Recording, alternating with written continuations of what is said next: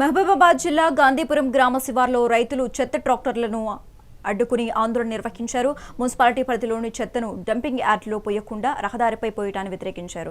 చెత్తను గాంధీపురం శివార్లో 2 కిలోమీటర్ల రహదారిపై పోస్తున్నారని రైతులు తెలిపారు.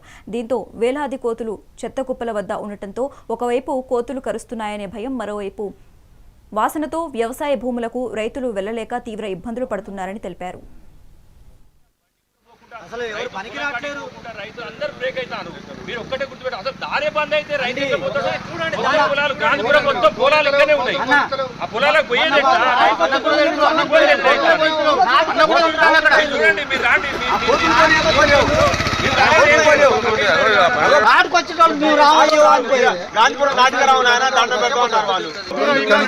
గాంధీపురం అనంతరం శివారు గాంధీపురంలో ఈరోజు ఇక్కడ డంపు కార్యక్రమం ఏర్పాటు చేశారు. డంపు పోయటం జరుగుతూ ఉంది. చెత్త తీసుకొచ్చి మహిబాద్ చెత్త అంతా ఇప్పుడు ఇక్కడ గాంధీపురంలో పోయటం జరుగుతూ ఉంది.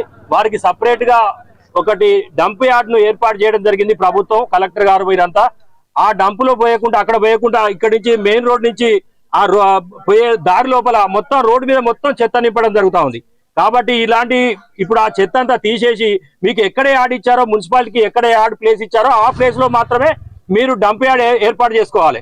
ఈ రోజు నుంచి ఇక్కడ పోయొద్దని చెప్పి రైతులు ఈ రోజు పొలం కాడికి పోయే పరిస్థితి లేదు. గాంధీపురం రైతులంతా కూడా, రైతులు కానీ రోజువారి కూలి వారు కానీ, మగవాళ్ళు కానీ, ఆడవాళ్ళు కానీ పోతుంటే ఇక్కడ కోతులు పెద్ద ఎత్తున మీద పడి కరిచే పరిస్థితి ఉన్నది. కాబట్టి మీరు దయచేసి ఇక్కడ నుంచి డంపు తీసేయాలని కోరుతా ఉన్నాం. రైతులందరూ కలిసి ఈ రోజు పోసిందంతా కూడా ఎత్తి మాకు క్లియర్ చేసి ఇవ్వాలి. అంతవరకు దాకా మేము వాళ్ళకి పోనీయకుండా బండ్లు ఆపడానికి ఈ రోజు రైతులంతా ఇక్కడ కదిలి రావడం జరిగింది. గాంధీపురం దాదాపుగా ఒక 150 మంది రైతులు, గాంధీపురం రైతులు ప్రతినిత్యం కూడా ఈ దారి నుంచి నడవాలి.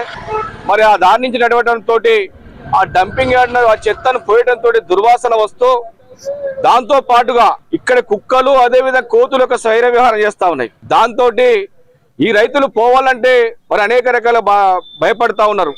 మరి ముఖ్యంగా ఈ ప్రాంతం గుండా నడవాల ఒకటే దారి ఉంది కాబట్టి ఈ దారిని తక్షణమే క్లియర్ చేయాలని చెప్పి మరి మొన్ననే గత 2 రోజుల క్రితం సంబంధిత ఎవరైతే ఈ ప్రాంతవాసులు రైతులు అందరూ కూడా మరి దృష్టి తీసుకొచ్చినప్పుడు ఎమ్మెల్యే గారికి నోటీసులు పెట్టడం జరిగింది.